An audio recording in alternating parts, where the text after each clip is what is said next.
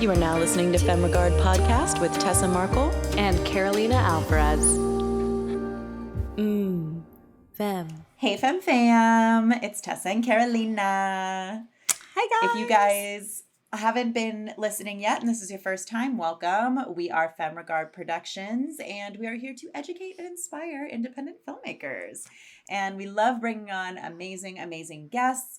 Majority women, but we've got all kinds of people on the show all the time. All I can say that they all have in common is they're all super talented and they want to share their stories and their advice with you. So today we have an amazing filmmaker. Her name is Pam Matew, and she has done several short films. She's working her way up to her first feature as a director, and The Tenant is her most recent project. So she talks a little bit about that and her process with that. And she also is a mentor, which we really love. So we're really excited for you to hear about what exactly she does and the kind of energy that she brings to her projects. Yeah, guys, you're going to really want to just sink into this episode today. We just feel... see what you did there. We just feel so inspired and alive chatting with her. She is a wonderful just human being, and you are also just going to learn so much. She's done 10 short films, and it's just amazing how she's been tactfully doing it for her whole career and all on her own. And I think we feel so aligned like that. I know you listeners, I feel a lot of you are doing the same thing. Not all of you are going through the education system, but educating yourself, listening to Femme podcast, all the things. So I think it's always I think she hits some really strong points in this episode that are great reminders, especially if you feel like you're in a rut or you're doubting yourself. There's so many great things to think about and to just focus on the work and really building the career for yourself on your own terms, on your own timeline. So without further ado, enjoy.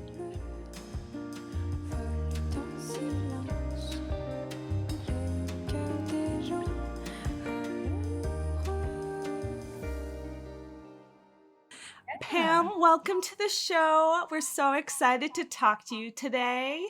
Thank you for being on.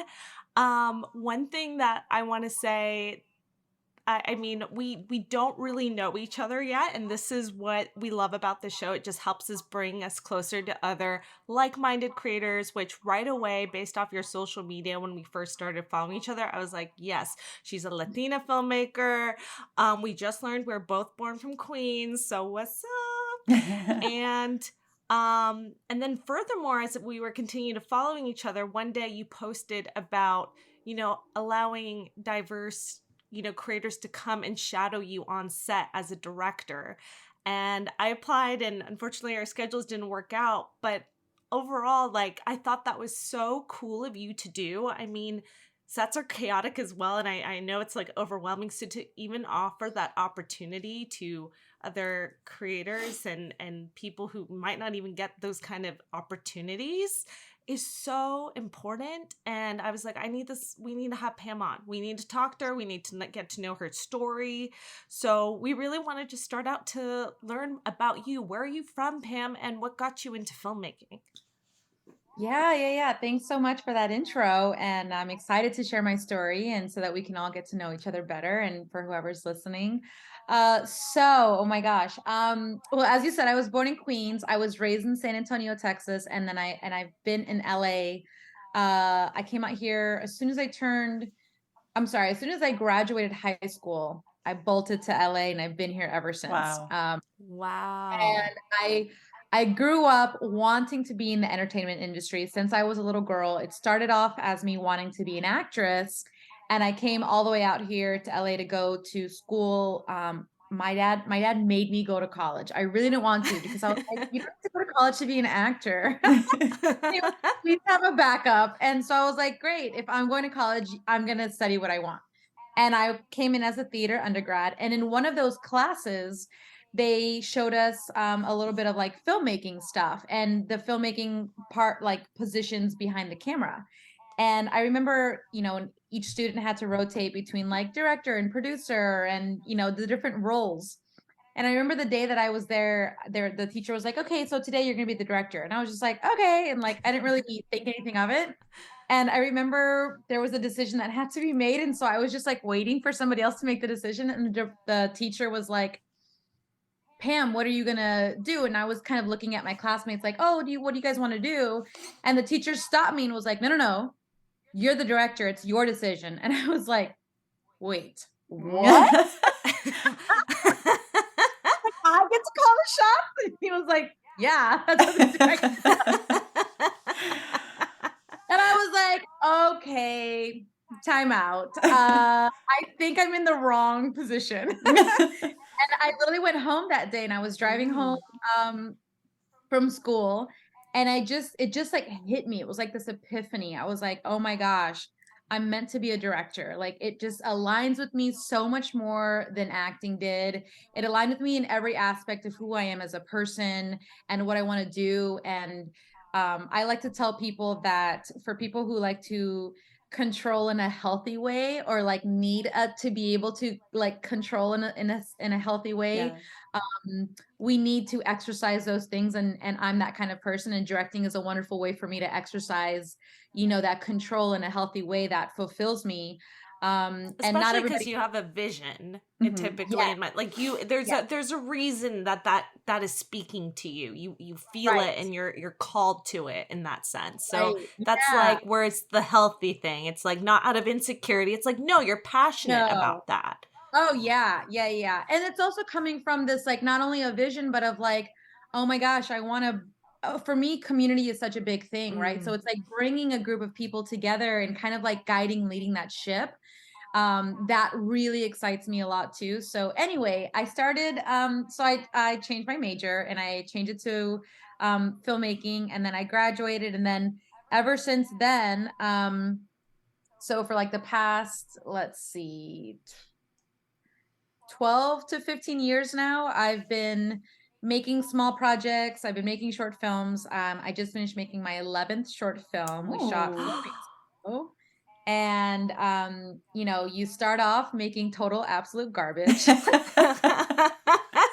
And you slowly start to realize all the little things with your own projects. And it's funny because in the beginning, and I think any artist that starts out realizes this. I saw a post the other day that was like, the reason we believe in the beginning, especially as artists, that we believe anything is possible is because we don't realize how hard it actually is. Yes, that's so true. So true. So it's like in the beginning, I was so like, you know, of course we can make this short film for like $500. Like that's nothing, like easy. And then I'm like, what am I going to do with $1,000? Like nothing. So over time in my projects, I've been teaching essentially myself. And over the years, you know, you try to go to people and ask for help, and some will help, some won't, some will never respond. And over the last 10 to 11 years, I've applied to so many directing programs to help me become a better director, or to like get my foot in the door, or whatever it may be. And I've never gotten into one. And so I'm like, okay, well, obviously that can't stop me. It's a super huge, you know, I've got so used to so many no's by now that it's like, I'm going to keep getting no's all the way until I'm at the stage accepting my Best Director award. So that's exactly what this business is, right? It's just all the no's until that big yes, and then you're straight to the top. Exactly.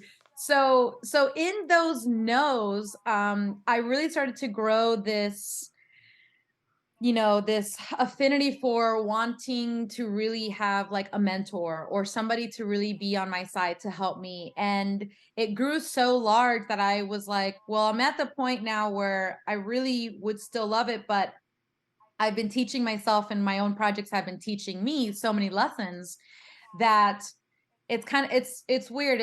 I don't know how to describe this with, but it's like, you know, at a certain, now I have this level of understanding of what a director is supposed to do. I've taught myself so much. I'm like, okay, well, if I can't get into where either these programs or have a mentor or somebody that can show me, I can do my best to try to teach myself through not only my experience of my own films, but I'm reading all these books, I'm watching all these videos, I'm taking courses, I'm watching things, and I'm writing things down. I mean, I'm really, really diving into this like self-education of, okay, if I was getting mentorship, what could that look like? Mhm.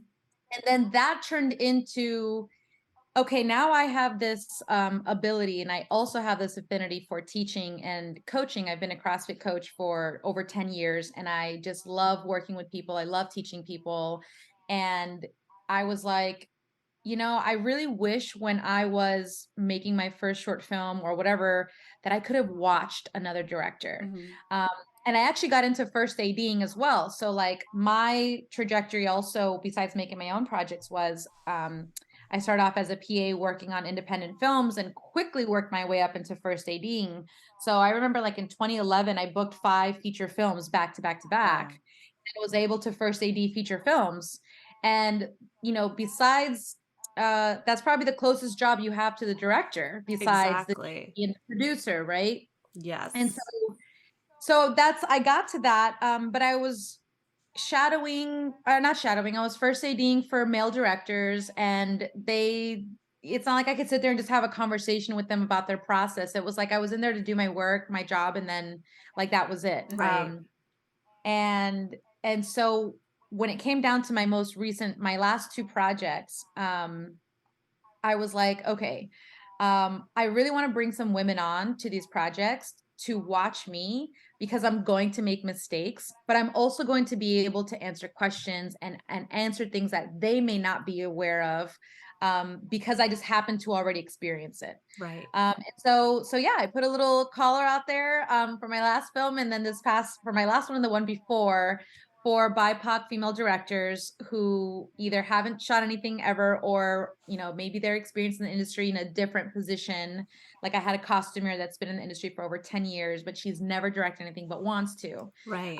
Or people that have directed a few things but are still unsure of who they are, because as a director, when we come into our artistry, learning your voice and what that is as a director is such a process. Yeah. You might think you know what you want to direct because of a certain type of genre that you like watching, but that's just the tip of the iceberg. Right. There's so much that goes deeper beyond of who you are, and your projects are a discovery, a self-discovery of your voice as you continue to create. And I think Mhm. watching others and being able to ask questions allows you to really peel that onion back, to dive deeper into yourself as a creative. So I wanted to try to Yes. provide that for artists. Yes. So Right. important. There's a couple things that I just think what you've done that is worth highlighting, because we've experienced it ourselves, and I think for our listeners too who are in the same boat, like I've always wanted a mentor as well, like a like female badass mentor. Mhm. And fortunately, with this show, we've been able to build a community, and I can't say we've had like one, like I haven't had the one mentor in my life, but Tessa and I have also, like, we didn't go to film school. We've self-taught, and I think if we did have a mentor, if you did, what do you think is the first thing they're going to say to you? They're going to say, go start shooting. Go start with the small projects, because you're going to learn the biz, and that's what we always preach on this show. Mhm. But you've done so many now, and like this is just such a you're an example and living proof of that as well. Like you don't need to rely on a person. It's nice, and eventually you will get to a point, and I think as you've grown and found allies in the industry or people on set, those people in a way become your mentor, your community, because that's who we have now. Now we can like ask certain people more questions if we have an issue with distribution that's still like, its own bubble or whatever it may be. So I really think that's really cool that you pushed yourself to just educate yourself and do the like that's all we've done. We've taken courses. I've applied to director programs too. I've gotten all no yeses as well. And then I was like, I don't need this. I don't need to spend another thousands dollars when I can just put that towards making more work and art. And like you said, if you're still, the more you do it, the more you're going to find your voice and what you're passionate about saying. And I think one other thing that I love too, that if you do go to those schools or those programs, what you are doing on set is watching. Like you said, like what I learned being an actor, and Tessa and I, I'm sure Tessa feels the same, or what Tessa and I were in acting class. What did we do majority of the time? We observed, we watched. So just go on set, find those jobs to observe, to watch, to learn. So I think you can start that way. I've been doing UPMing as a way to watch, observe, and learn, because it's kind of still producing that I'm really good at, and managing everyone on set. So that's a skill I'm really strong at. So I love going on and observing even the AD who's doing more of these like very technical scheduling things, and then the director herself. So I think the way you're approaching it is just so brilliant. I just want to reiterate to, you know, our filmmakers out there, that that's how you start to learn for yourself and not wait for someone to say yes to you. So I think that's very empowering and really cool that I'm still like blown away, like 10 shorts. Yeah. Oh my gosh. So what about your last one? I feel like this one was maybe more special or bigger for you. Do you feel that way? That's the way I'm seeing it. Like you did a Seed and Spark. I want to know a little bit more about, it's called The Tenant, I believe? Yes. I would love to hear a little bit more about this project. Yeah. Yeah, so I'll go back just a little bit. In the beginning of 2021, let's see, before The Tenant and the one before that, which I shot around this time last year, which was called Perfectly Disturbed. Before that, I had taken a 6-year hiatus, and I hadn't directed anything since 2015. I had gotten into, at the time, James Franco had this group, or this school called, it was through his production company, Rabbit Bandini. I remember hearing about this. Yeah. Oh yeah, I'm like blanking. Anyway, he had I got into a masterclass as one of 10 directors, and I shot my short film Keepsake, and then I ended up getting into like a second masterclass after that. And the way that they did these classes was they brought in the directors, the writers, and the actors into the classes, and then we had to like form as a group and then create our project and like write the script, which is just so backwards from the way the industry even works, that I didn't have like that great of an experience with either of them. And every time I have just not every time, but you know, when you have a bad experience, you want to take a little bit of a break from things. Cleanse because the it's palate. like, yeah, it's like I need a little bit of a reset, you know, kind of let that. And so I at the time I was coaching CrossFit and really wanted to get into competing. And so I was like, you know what, I'm going to put directing on the back burner. Like I want to 100% go towards this. And I did that. And then when the pandemic hit, you know, the pandemic just put perspective into everybody, right? Yeah, like very much, oh my God, life is precious. We can go at any moment and things can get taken away very fast. Yes. What am I really going to do with this life that's so short and so precious? And I realized that I had, you know, pulled away so far from my true want and why I'm in LA in the first place, and that's to direct. And I realized after 2020, in the beginning of 2021, that I just wanted to get back into directing, and I dove in head first. And it's funny. So when people in the industry are like, oh my gosh, that's crazy that you got the name Latina director on Instagram. And I was like, funny enough, I got that in the beginning of 2021. It was available. Yeah. What? It comes to show how little and how few of us there are out there, that nobody even considered to think about grabbing the name Latina director, because there's like 5 of us. That's wild. So yeah, it's like, it wasn't even this crazy lucky thing that I happened to get a long time ago. I literally got it, you know, almost 2 years ago. And Clubhouse was all the rage in the beginning of 2021, we know. right? As podcasters, we're like, this makes sense. Let's try it. I literally was on there once. One time ever. So I got into the whole Clubhouse rage, and I remember Gloria Calderon Kellett was doing a room, and she was like, oh, hop up, ask any question you want. And I was like, okay, well, I want to get back. So I got up and asked a question. I was like, I want to get back into directing and I have like a show and like a pilot that I want to write, but I'm not really a writer. I'm more of a director. And she was like, look, if you are only writing because that's just what you need to do to get this pilot and you're not passionate about writing, she was like, I would hire some writers and get that done. And I was like, okay, that makes sense. Just so I can focus on directing and, you know, whatever. And honestly, side note, that's more of me and my insecurities as a writer, because I've written a lot of scripts, but I also am like, I'm much stronger as a director. Right. So this girl, Desiree, who is now a good friend of mine and my co-producer of all my films so far, she messages me on Instagram and she's like, hey, I'm in this writing challenge that this guy, Tom from the UK hosts, and it's online virtual and there's writers all over the world. And he does these 10-day challenges for writers. And sometimes, or she was like, one time he let in a director come in and set parameters for the screenwriting challenge for this director scripts. And I was like, oh my God, that's a really good idea. And so she connected me with Tom. Tom and I have a great meeting. And he was like, yeah, I've seen your work. This is awesome. The writers are going to be excited. And so we set a challenge for 10 days. I set the parameters, the genre, the character count, the location, like the story, Wow. right? It's like, you know, the story is about XYZ. And then I got really ambitious. I was like, instead of 1, let's do 3. So we did 3 10-day challenges back to back, and writers submitted to all 3 of these challenges. I got like 12 to 15 scripts for each challenge. Yeah. And the writer who won, the winner gets their script produced by me. Like I get to direct the short film. Oh my God. So I was like, okay, I'm going to get my next 3 short films like in a month's time. And so I picked the 3 short scripts. One of them happened to be Desiree, the girl that introduced me to them. Yeah.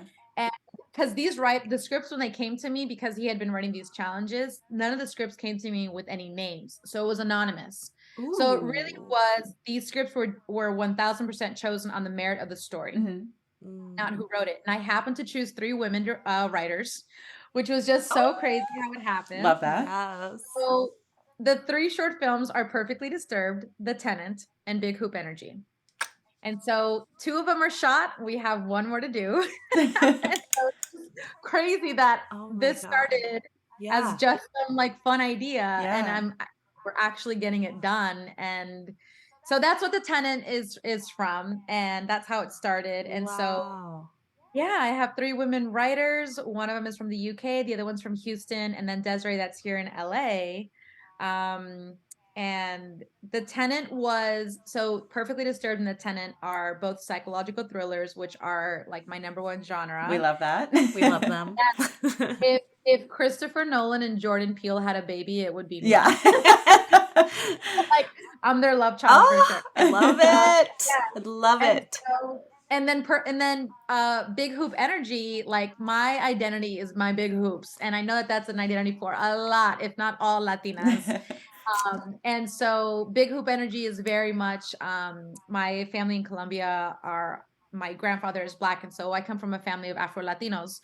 And so it stars an Afro-Latina and just finding her identity in like the workforce, and between her family. It has a very like kind of Jane the Virgin vibe. That's very kind of like East Coast as well. So that's the 3rd one. And I'm hoping to get into, I'm like, come on, universe. I'm hoping to get into a program soon that I submitted to that would fund the project for us. So yeah, that's how The Tenant came about. That's what I just finished working on, and some projects that are coming up as well. So yes, that's so exciting. That's so amazing. Exciting. Congrats. Like you've got so much going on. I mean, that's amazing to do that back to back to back. Like it's exhausting, but like that's at the end of it, like think of how much you have accomplished. That's, that's awesome. Yeah, the fact that I have 2 short films in the can right now is just like, this is just crazy. Yeah. Yeah. Especially because writing takes a really long time, especially if you're doing the feature route. So having these shorts like back to back, because it's also always about your next film. Like, when's that going to be? Like, you've already got it. So it's almost so worth doing it in this way. And I feel like our listeners, like, you guys can get inspired too on how to like figure out, you know, your own way of, maybe if I put it out here on this platform or in this community saying, you know, hey, would love to partner with some writers. Here's the story I'm looking to build.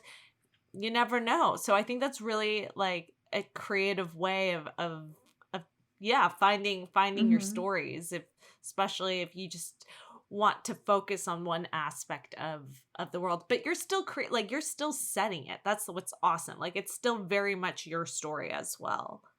Right.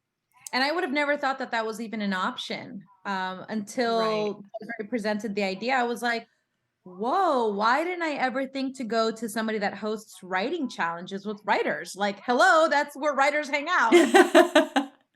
No, I mean, that's awesome that that exists. I mean, like Yeah. we had reached out to like a group of women just like in the independent film space before for a script that we ended up not using any of the scripts that were sent to us to produce, but we still got some really great scripts. And like, you know, the resources are out there to connect to writers. But this is like the perfect opportunity because, yeah, like Carolina said, you get to really like, you're setting the parameters. It is your story. It's just written by someone else. So, yeah. Right. Yeah, exactly. And then even when we got the scripts and I chose them, we workshopped the scripts to get them to a good place that's Mm-hmm. good for shooting. That was like, hey, you know, I'm going to shoot this and it has to be this one location Mhm. so that I can make sure I can stay within a certain budget. Like it has to stay 2 characters. We can't have like, you know, Right. and in setting the parameters, you're right. Like it allowed me to really focus on what I can realistically shoot in a short period of time. And I told them, I'm like, don't have anything in a hospital, don't have anything like on a plane, like don't do anything that's gonna really have my budget be outrageous. Yeah. Um, and that's why I was also able to do it. And kind of also what you were asking, Carolina, is I was doing uh for the tenant, I was like, okay, this is our budget. Our budget was 15,000. And we were like, okay, we're going to crowdfund and just like hopefully we get what we need. And we were able to get our project greenlit, and it was just so funny because like 5 or 6 days before our crowdfunding campaign, and I know y'all just finished too, so maybe you can relate. But like 5 or 6 days before the campaign ended, we were so far from our goal. I mean, I remember talking on having a pre-production meeting with my co-producers, and I was just like, I have no idea how we're gonna get this movie done. Like, I Yeah. have no idea how we're gonna pay for this. I like if we don't make this, if we don't do this in the next 6 days, which I have no clue how this miracle is gonna happen, but if we don't do this in the next 6 days or make this goal, I really don't like this project. The biggest fear for me was like this project is just gonna be shelved. And like a shelved project is just the Mm-hmm. saddest thing for a creative. It's like a death, you Yeah. know? Right. And it's so sad because you're like, man, I'm working so hard for this, and then sometimes it doesn't happen. And I think that's the tough Right. part as filmmakers and directors of like trying to find. I tell people this all the time. I went to uh, a speaking event where I was talking to a showrunner from a show from Netflix, and I was able to have like a quick one-on-one with him. And I was like, hey, so how do you hire your directors? And he was kind of telling me, and he was like, well, what have you done? And I was like, well, I've done 10 short films. And he was like, why don't you shoot a feature? And I was like, because it's way easier and way cheaper for me to shoot a short film than to shoot a feature. Yeah. Like I will be stuck for years getting that feature done in the independent, you know, Route. realm. Mm-hmm. Um, than for me to get a short film done. And I was like, and I get to play with different storylines every time I shoot a short film. And I don't have to wait 2, 3, 4 years with the same storyline of a feature. Not that I would love, but it just, you know, when the work that goes into shooting a short film, you have to double, triple, quadruple that work Right. for a feature. Definitely. Yeah, right. Like, and I'm not going to shoot a rinky-dink feature film. Like, Mhm. by the time I get to my feature, it's going to be a solid feature that's going to take time and money. Yeah. Whereas I don't tell people, you know, the director route is really difficult. Writers get to write. It's free. They can do it whenever they want. Acting, you get to act. You literally turn on your camera and you can do whatever you want. You can take classes. You can do all that stuff. Producers can come onto other projects and they can go and work on people. And there's also different types of producing, right? Like you were saying, UPMing, production coordinator, line producing, like you can get into those. Directing, you have to put effort into your project so that it doesn't look like absolute garbage. And you have to be considerate of like your actors, and you have to tell a whole story, and you have to edit, and like maybe you don't, but the project has to be edited. You have right? to really know all the roles, the Yeah. whole thing. It's a whole thing. And so when people are like, well, why don't you just direct a feature? And I'm like, listen, we're going to get there. But also the director route is one of the most difficult ones. Everyone has a difficult route, but most of them get to play their craft when they want. Directors don't really get to do that. You have to wait till you have the green light and get to, Well, even if you do it yourself, you still have to plan a whole project. Right. You have to have a whole crew and team together. You can't sit in your own, like you can't just go and like the way writers can just write a script and that's all you. It's by yourself. It's on your computer. You can really do it whenever you want. It's hard to build yourself as a director because you have to put in your own money or you have to put in your own whatever to make it good. And I know people will be like, well, just turn on your phone and your phone can be shoot it. And it's like, yes, if you know how to light and you know how to shoot stuff and you understand what a DP does and you have a good story and you have actors and you have like a semi-decent location, because everybody knows in the beginning of a director's career, like, yeah, you're shooting with your friends against a plain white wall and like that's your first project. Right? Yep. Or you're dragging a backdrop in the middle of the woods, and it was stupid and crazy, and I don't know how we did that because we needed smoke and we couldn't do that in an apartment. Hey, I think it turned out pretty good for one of our very first things. I think I'm pretty proud of it. No, I'm just laughing because yes, you have to go through some really insane extents to do the thing, and I think but that's what's like. You kind of have to go through those ropes, and like you said, like it's hard for other people, especially non-industry related, to understand like those ins and outs of it. Which is another reason why I love this podcast. We get to demystify this, and people should just shut the fuck up, to be frankly. Everyone's got their own process, and I think some people think that maybe I'm crazy for already trying to go for our first feature film with only a couple shorts, not like, not more than 5. And it's just like, it's a micro budget. I know we're doing it very contained. I think, we're going to learn a lot from it too. But I'm also for the reason why you love directing, I built over the past 4 or 5 years a network of creatives who I know we brought on. We're so excited to work with that are going to be experts at what they do, so that we can stay in our lanes and be experts at what we do.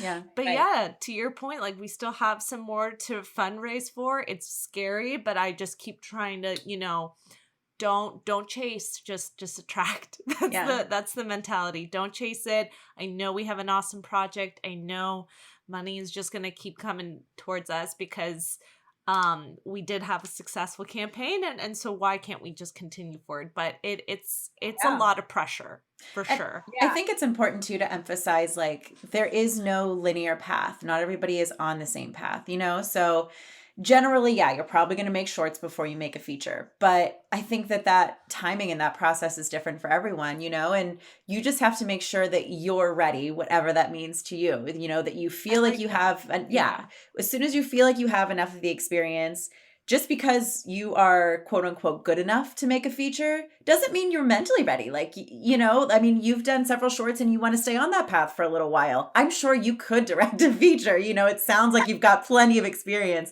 but you don't want to do that yet. And that's okay, versus somebody like Carolina said, we've only made a few shorts and she really wants to dive into this as the director. So I really think it just depends on, how ready you feel, not just in your actual literal experience, but like mentally, like spiritually, I'd almost say, because it's an experience, So I think that's important.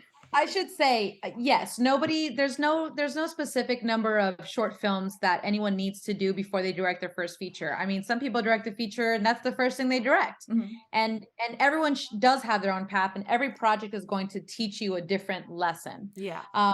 I've been doing my short films, and one of the big reasons I also did mentoring for others is because I also was feeling stuck in the short film realm. Y'all went out and did your thing to get this feature made. Because I've never had up until actually recently, but before that I didn't have any opportunities for a feature. Like, there was no features that I was writing. There wasn't any ideas that were coming up. There were no writers throwing feature scripts at me. And then there was also the other aspect of like, where would I even get this money from? And that was my own journey kind of mentally to overcome, where it's like, we put up these blockages of like, well, it's not like I'm not going to find $1 million. So what's the point? And I know that I fought with that with myself for a long time, but recently, actually, in October, Desiree, who I met, became my co-producer and friend. She had text me one night, and she was like, "Hey, there's this forum that we were a part of for women of color." And she was like, there's this girl looking for that post, and they're looking for a female director for their action sci-fi feature. And I was like, oh, no way. And she's like, so I threw your name in, I threw in your IMDb. They want We love Desiree. Desiree's here for it. Desiree's amazing. Desiree is like making my whole life. Love it. Which, shout out to Desiree. She's an amazing writer. Y'all should hire her. Whoever's listening. Writers. And so they get us in an email chain. I have an interview with them Friday. Everything goes really great. Women producers. And then they're like, we're going to make our decision at the end of the weekend. And they interviewed all these directors. They didn't choose anybody that weekend or Monday. I get an email from them Tuesday morning, and they're like, we want to do a follow-up interview. And I was like, amazing. I do that the next morning, and they're like, all right, well, it's come down to you and some other director. We just want to ask you a few more questions. It was supposed to be a 10-minute meeting, turned into an hour meeting of just us having a wonderful conversation. And then later on that day, I was actually location scouting for the tenant. I get the email that they hired me as a director for this feature. So that's happening in the spring. Amazing. This super amazing action-packed sci-fi feature with like all these badass women fighting and kicking ass, and I'm really excited. So cool. Yes. I love, congrats. So you're on your way, and that's the thing. Like, you don't have to fight for things all the time. That's what I've taught myself. I feel like just from my background and probably my own blockage, I feel like I have to fight always so hard and especially if I feel like I'm not working hard enough, I'm not fighting hard enough, then I'm like even more scared sometimes, like I'm not caring enough. And then it's like, no. Like, there's things you definitely have to put in the work, but it doesn't have to be like, oh, it's such a struggle. I'm never going to get there. And like, this is going to have to take this, and this. I'm like, no, like, see, you got an opportunity. You didn't even, your girlfriend put you in there. And like, and I just love that so much, because that can really change anyone's, like, you didn't even see that for you in the spring, how many weeks ago, like, you didn't even know that was on your radar, or maybe you did kind of project that out there, but either way, it like came to you. And I think you have to kind of believe that too. And I know that sounds like super woo-woo in LA, but it's so funny because like so many classes out here, like, especially a lot of the classes that have like Tessa. Tessa.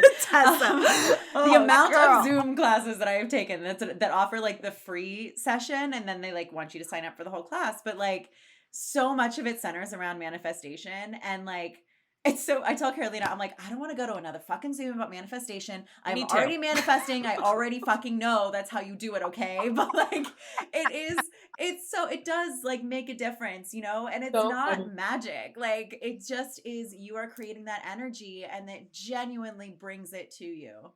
Yeah. Yeah. Yeah, no, it's so true.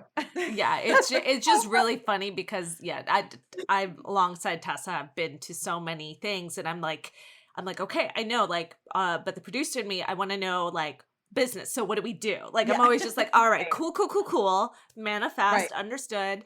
So I guess for our listeners, what that means is just know you got to have a center to come back to, and like really you have to believe it yourself. Otherwise, you are just going to keep chasing and run, when things aren't going well, your insecurities are just going to creep up and shut you down, when that's just when you have to push harder. Like if the whole pandemic and like job situation for me has taught me that things really do work out.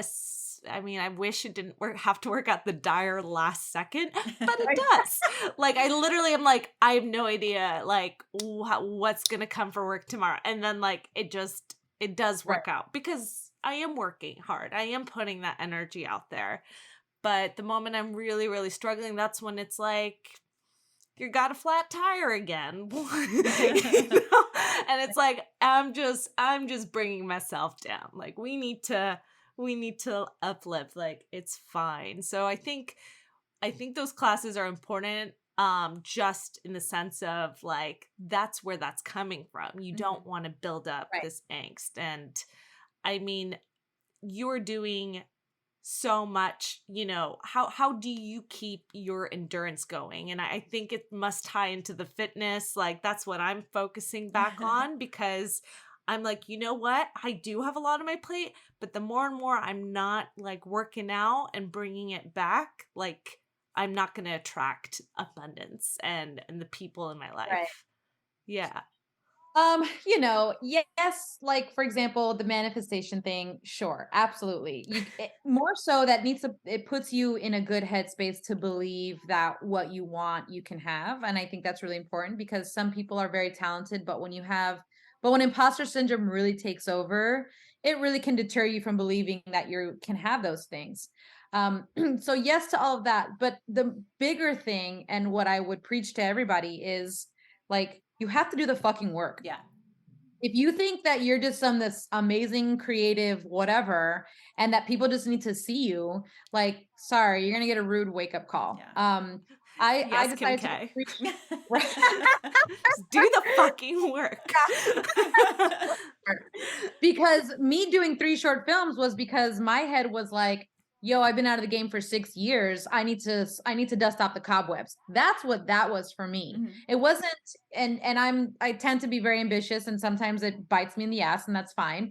But sometimes it does really great things, like it's doing right now. Right. And that was my specific path. But to filmmakers, in general, or specifically, I should say, is like, I have no qualms, and most creatives are like this. Like, we can look at our work and honestly tear it apart and say how bad it was and how much we could have done better. And like, I try to really put myself in the middle. I don't like praise my work all day long like I'm the fucking best shit since sliced bread, but I also am not so negative and put myself down that I'm just like my worst enemy. I'm right in the middle.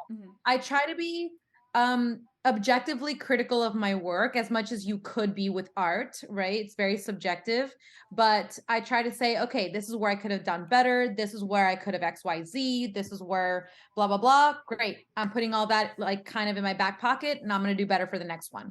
So that every project is a lesson. And there are, you want to be careful not to be the creator that the creative that is like, cool, I'm doing this thing and I'm just so great. Everything just comes to me because I'm going to manifest it. Yeah. And it's like, no, you need to do the work. And part of that work is recognizing how much more work you need to keep going, how much you need to refine, how much better of an artist can you become, because there's always room for improvement and there's always room to get better. And so every single one of my projects, I mean, honestly, my first few films will never see the day of light because they were absolute trash. But the reason I've made 11 short films is because my first 5 were just bad. I just was learning. I didn't know what I was doing. I didn't know how to make things look good. I was understanding how to tell a story. I was understanding how to work with actors. Like, I was understanding how to work with the DP. And then finally, the first one that actually had like a crew, and I had already worked on those features. I was like, okay, now I feel like I'm getting my feet settled. And then all my projects after that we're getting better and better and better. And now I'm at that point where I'm like, oh, I'm going to blow this feature out of the water. Like Yes. I'm ready. Just, you know what I mean? And Yeah. so it's in that, those lessons, that is why I really wanted to help other directors, because I've been in that path. I didn't just go into film school as some film prodigy, you know. I really was like, do I have talent? Like, do I really have what it takes to make it? Like, do I, whatever. And so teaching myself and understanding like, oh, this is something you can hone. And when you ask me about like what keeps me going, or at least like the endurance, is, man, I'm so insanely passionate. I'm so hungry. Like, it makes me emotional. I want this so bad. That's all I think about. Yeah. It's just like I live and breathe it every single day. And every day my mind is consumed with like, what am I doing today to be a better director? What am I doing today to put myself out there? What am I doing today to get recognized or known, or to meet somebody or connect with somebody?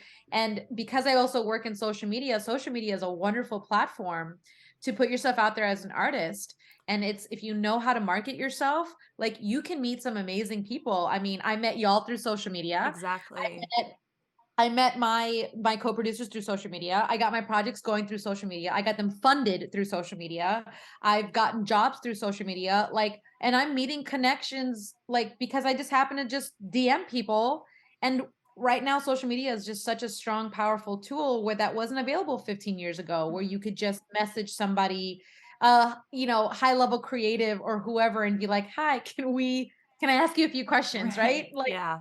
and so that's another reason why I feel like this is also it's part of the work, right? It's like, oh, I hope I post like this cute picture and somebody notices me. It's like, no, post your work, post what you're doing, post what you're about, post your vision of like whatever, and then go out and do the work, you know. And then there is a big part of let the work speak for itself, but you also need to back up your work and speak for it as well, and be the champion of your work, Yes. so that people can be like, oh wow, this is somebody that we want, you know, to whatever, right, collaborate with, or to back, or to help, or to work with, or to be in a podcast. Yeah. You know, like there's so many avenues you could take that with. Well, the work can't speak for itself until you push it out there, right? You know, so yeah. Right. Yeah, that too. Absolutely. Absolutely. And along the lines of everything you're saying is gold, and I completely 1000% agree. And just because I think I'm gonna forget the name of the book, I apologize, but I think it's called the Art of War, or the Art of War, the War of Art, but The War of Art. the War of Art. And it really speaks to what you're saying of like working every day, as like you showing up as the professional, because it's really the ego. And I think the ego can swing both ways. It can prevent you as you know, the writer of that book, he is a writer. And I think screenwriters can relate to this, because I do too. Like, you will find any excuse to tell yourself that this is stupid all of a sudden, that you can't do this. Like, I've Yes. sent Tessa this text. I'm like, oh my God, is this even good now? Because I've had to do so many rewrites. It's like painful sometimes. And then when I'm back on my, like, there's something beautiful when you're just staying on it and working every day, that kind of goes away, because you're showing up, you're facing it. You're letting that ego die. And then if your ego is like too high because you're not working every day, you think your shit is gold because you did this one thing this one time. That's also like the other side of it. So I think working at what you do and showing up for yourself and the work every day, that is what makes you a professional. That is what is going to keep you going. So I just really love, you know, how you phrased that, because I think that's what I think a lot of people are battling, these like inner like egos of the good and the bad, you know, the positive and the negative, and staying really humble and not being super critical. I love that too. It's kind of, I think, how I view everything with like my eyes like this, my fingers over my eyes. But it's like, okay. And then when you're like, wait, okay, this isn't too bad. We got something. it's a beautiful feeling. And then you're like, okay, we can keep going. We can keep going. Yeah. So, And that's important, right? Like it's important to say, you know what, I'm proud of this. And at the minimum, if you can't be proud of the whole project as a whole, which is okay, there are plenty of projects I'm not proud of as a whole, but you can at the minimum say, you know what, but I'm proud of this particular part. And I'm proud of maybe like the way I was able to really, stay in control on set, or I was like control the whole like movement of everything that's going on, and kind of stay in that position. Control is, I use that in a very light way, more of just like everything is in a good place, not like it's out of control. exactly. I swear my sets are not a dictatorship. Where I'm collaborative, but yeah, I think it's important to to stay like in the middle, kind of like you were just saying, of like, oh my gosh, I'm so proud of this, because that is where you can sit there and say, oh my gosh, I'm getting there. Like I'm getting there. I'm getting a step closer. Like, And you okay, got something done. Yeah. Yes, So many things don't get done. And I think I something I've learned too is like, for you gain confidence and self-esteem when you're completing tasks, when you're getting things done. And that's what's really hard with features too, to your point, is like takes forever to get that done to then feel good about yourself. But projecting. No. But it's like, I'm gonna keep it real, guys. No. I feel great. But that's the hard thing. So sometimes when you're not ready to really do the marathon that it takes, then find something else that you can do to get yourself there, to keep building, to keep growing, to keep learning. Like I'm crazy and I'm always doing more than one thing. Too, I feel like we director sensibilities. Right. I feel a lot of similarities between you. Yeah. I'm like, Tessa knows. She's like, okay, Carolyn's just, because that's just my energy. Like that's how I thrive. Like I have to learn, I have to do this and this and this. But I try to not, when it gets overwhelming is when I'm like not getting when I've got too high things set to myself too high. And as creatives, you have to realize, am I setting realistic goals for myself? Like, am I shooting now too high in all areas that I'm not able to hit this next target? And then that's when you start to feel like shit. That's when you start to feel drained. Right. And so I think that's another thing that's probably kept you going, is like you're setting the right amount of goals, the right amount of projects in the right timing to allow yourself to like get better, to gain confidence and feel good about the work you're doing. So I think that's something else to know. Yeah. And and it sounds like y'all are doing the same with the feature, right? Like part of me setting the parameters for these 3 short films was I already had an understanding of how far money goes with hiring crew, and I wanted to make sure I paid people decent rates, and I couldn't pay them a ton. I wish I could, but my goal was like, okay, I need to make sure I have funds to pay my crew, and like I need to be able to have a like basic location. Like we can't make all these company moves, and I'm not doing stunts and special effects, and I understood what my limitations were. And so when somebody hears, oh my gosh, 3 short films back to back, it's like, you have to understand, it's basically 2 people in one apartment or a house. Like it's very simple on its face. And then we make the story really interesting. And then my job as a director, right, is like to come up with interesting shots and like really bring out some amazing performances in my actors, so that even though as the audience you're watching 2 people in a freaking room, it's still interesting, entertaining, compelling. Yeah. And when you're doing a feature film, it's the same thing, right? Like if y'all were doing something that was just like this crazy, outrageous, it's all over the place, but I know y'all are doing something that's very contained. Exactly. And that's why it's possible to do something like that. But it's important for us to know what our limitations are for right now. Yes. It's not to say that that we can't, or that we don't have the potential to, but when you're doing the whole thing by yourself, especially raising funds, you have to be very, very realistic and practical just for this project and in the moment and where you are. And it's not to say that money can't come to us and we can't find $500,000 to XYZ. Yes, that happens. not as often as we'd like, but it happens. People do it out there. But I also haven't had, like I said, for me personally, I just wanted to wipe off the cobwebs. Mhm. I wasn't trying to do anything crazy. After I finish all three, you bet your ass I'm gonna be ready to fucking take off and go crazy. Yes. But for right now, I'm like, you know what? I just want to keep it chill. I want to do some stuff and teach along the way. One thing that was really important on my set also was for the tenant, not only did I have my mentees, but it was also a teaching set. I don't know if y'all watch Grey's Anatomy, but you know in Grey's Anatomy, they're like, this is a teaching hospital. Yeah. So I like to have teaching sets. Yeah. And I can't do that on all my projects that I'm like first ADing or you know, things that I'm not in control of. When I produce and direct my own projects, like everyone that comes on, it's a teaching set. And so every single day in the beginning of the day when we were doing our safety meeting, like myself and my AD, we were like, this is a teaching set. This is a teaching set. And it was really for our veterans. Mhm. It wasn't for the newbies. Newbies want to learn all day long. Veterans, it's weird because I feel like this industry naturally, like subconsciously breeds gatekeeping. Mhm. And it's kind of like you learn, and then when you see a PA who's green as shit, like you're annoyed. Yeah. And it's like, but and it's interesting because it's like we forget what it was when we were first that green PA. And I keep that at the forefront of my mind. I never forget the first day I stepped on a set and I was on a studio set and my mind was blown. And I was just like in tears because I couldn't believe I felt like I made it. You know, and I never forgot that feeling.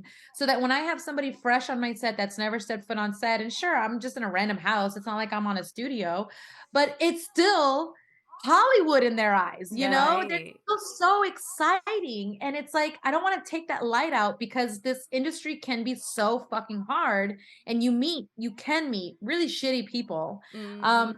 And so I was every day, it was like, this is a teaching set. And so it was so cool because I was like, hey, veterans, when somebody asks you a question, please be kind and answer.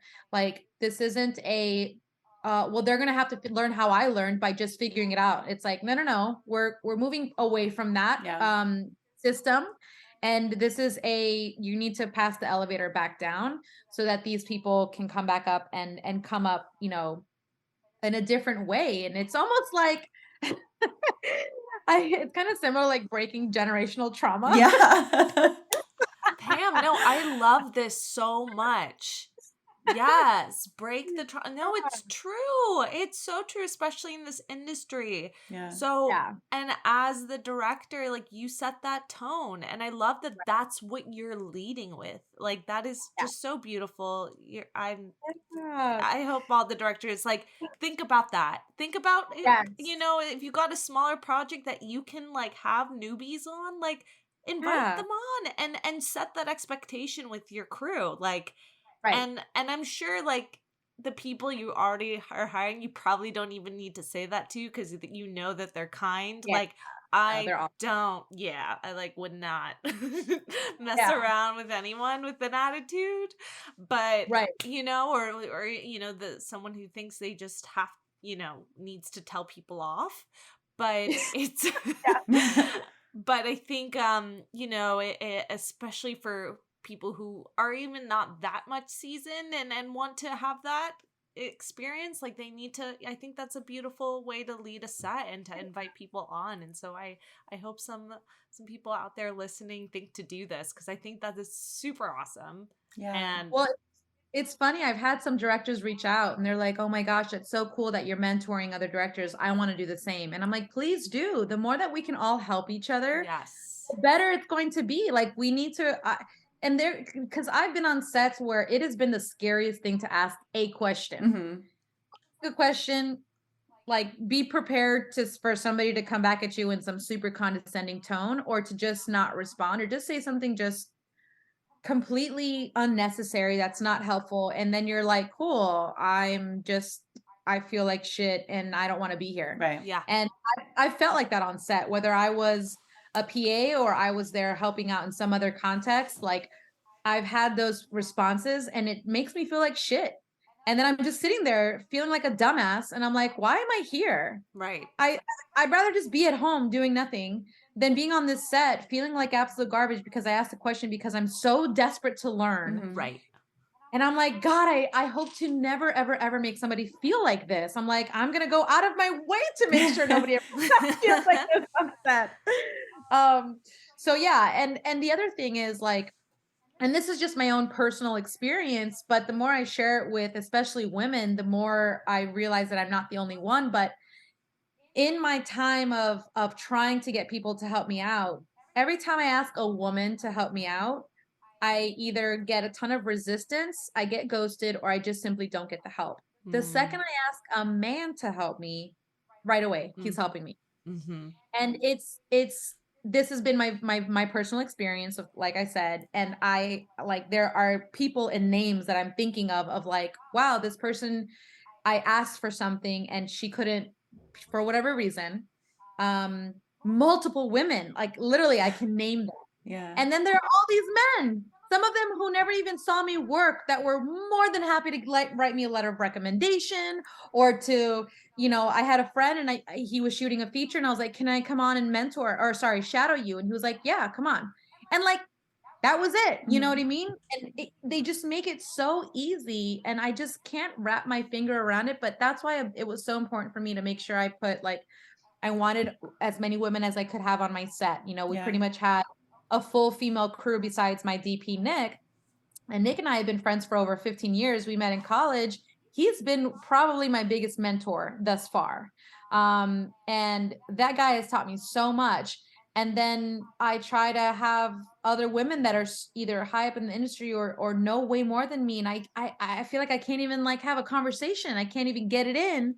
So I'm like, women are on my set. You're going to learn. And women directors that want to learn, like, come learn. Yeah. And I have such a mama bear, like, I'm such a mama bear kind of woman. I'm not a catty kind of woman. Yeah. I don't know if a catty woman would even admit that of themselves, but I'm very much a mama bear. Like, everybody come in, like, I'm your tia, I'm your hermana, like, come on, everybody, we're primas, like, everybody come in and let's be a family. Let's help each other out. Yes. Because there's space for you and you and you and me. And like, there's space for all of us to not only make it to the top, but to be there and support each other. And it doesn't have to be this competition, and nobody's stealing anyone's job. I was just going to say, it probably stems from trauma of, like you said, that generational trauma. There's that trauma for women in the industry. And unfortunately, like, that might sing them that they're just like, nope, I got to stay on my top and like fight for that and don't have room for you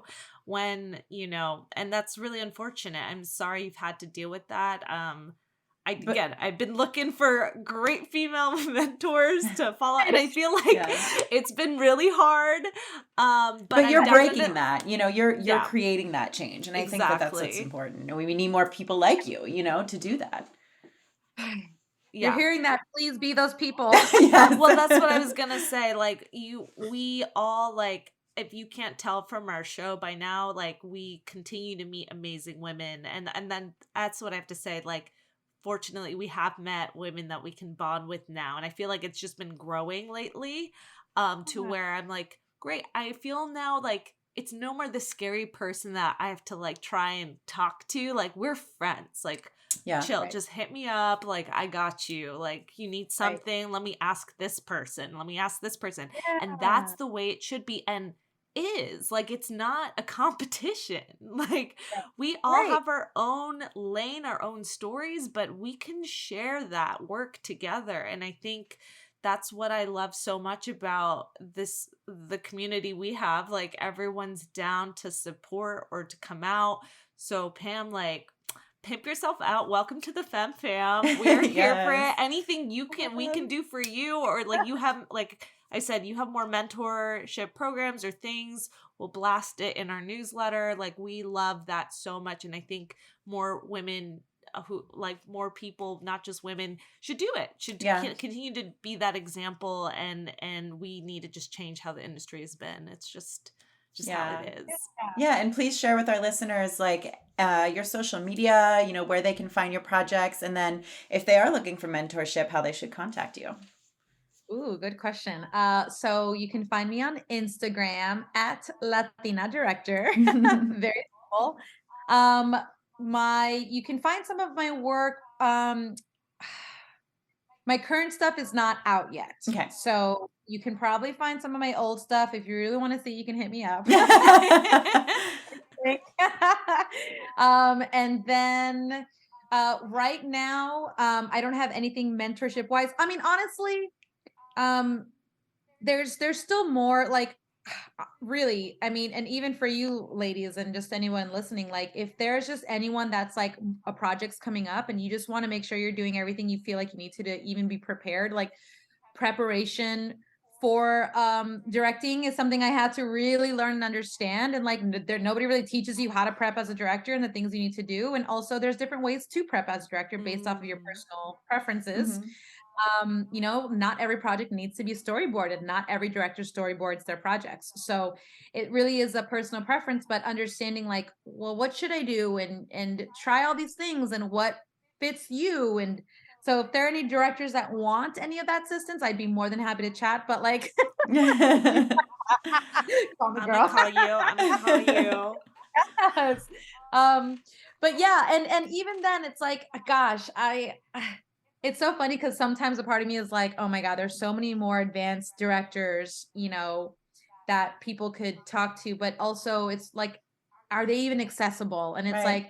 like, I'm not directing television. I'm, you know, going to be directing my first feature soon. I've directed 11 short films, but I'm accessible, you know, and that's kind of the difference is like, She I'm says that accessible. so casually, guys. I love that. Okay. You know what you're talking about, girl. Yeah. We see you. We see you. Well, thank you. I appreciate that. But yeah, like, you know, if you just need just somebody to help you feel like, okay, I'm on the right track. I think that's important is like, sometimes I'm doing stuff as director and I'm like, I don't even fucking know if this is the right thing. Like, am I on the right Yes. track? 1000%. And I think having somebody who also does that job could be like, yep, this is it. Or, hey, look into this and this and this and see what you come up with. And I think that is really helpful to have that feedback.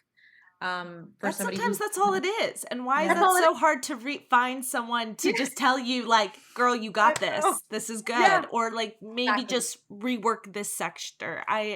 It's what I'm trying to do too is be accessible for people in that way because it's literally just those things sometimes. It's not always the big questions. It's that too. Right. So I love that. I love that and you know, we tell everyone too, we're here for it. So that's it's honestly maybe even more important. Yeah, no, that's true. It's true. So for my feature, I definitely am gonna have some mentees for my short film Big Hoop Energy, which will happen sometime next year, hopefully in the summer. Or maybe in the early fall, I'll have mentees for that. And I got hired for for another short film that's happening in March. She's working it. Yeah. I have to run it by the EP and producer. I'm sure they're going to say yes, but I'm hoping to have some mentees for that project as well. Very nice. Super exciting. So guys, follow her at Latina Director on Instagram. We will definitely pimp you out. And Pam, you're amazing. Just stay amazing. Like we're so excited for you. Yeah. And you're very inspiring. Like it makes me motivated to put in the work, you know? Oh, thank you. Yeah. I love that. Good. Thanks for listening to Femme Regard Podcast. If you like what you hear, tune in every Friday for more tips on the filmmaking business and insightful conversations with industry professionals. We can only grow with your support, so please subscribe, share, rate, and review. You can also join the Femme Fam on Patreon. For more on us, check us out at femregard.com.